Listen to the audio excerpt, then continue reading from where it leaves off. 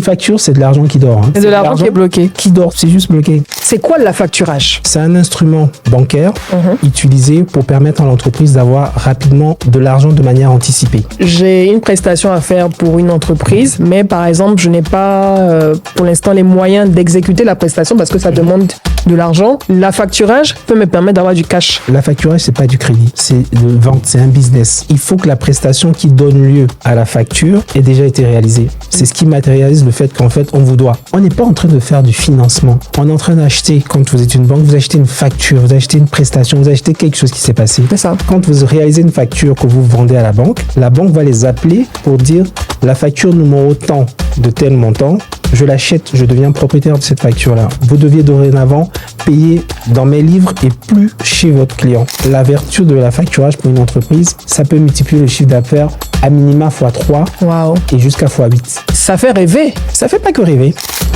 Aujourd'hui, j'ai le plaisir de recevoir Miguel Aguiar, expert reconnu de la facturage et véritable pont entre l'Europe et l'Afrique de l'Ouest. Franco-béninois, Miguel évolue depuis plus de 19 ans au cœur du secteur bancaire et financier avec une spécialisation pointue dans le financement du bas de bilan et la gestion du risque. Après avoir fait ses armes au sein de grandes institutions européennes comme BNP Paribas, Société Générale Factoring ou encore HSBC, il met aujourd'hui son expertise au service du développement de la facturage en Afrique de l'Ouest. Fondateur de Factor Consulting et Regional Partner West Africa chez FCOM, Miguel accompagne aussi bien les PME que les banques, les autorités réglementaires et les institutions internationales avec une conviction forte. Faciliter l'accès au financement, c'est accélérer le développement économique du continent. Entre rigueur des standards bancaires, compréhension fine des réalités africaines et esprit entrepreneurial, son parcours est à la fois riche, singulier et profondément engagé. Dans cet épisode,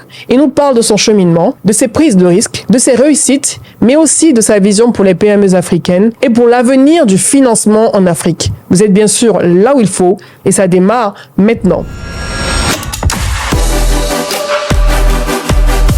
De vous retrouver pour cette nouvelle saison des choses à dire. Vous m'avez manqué.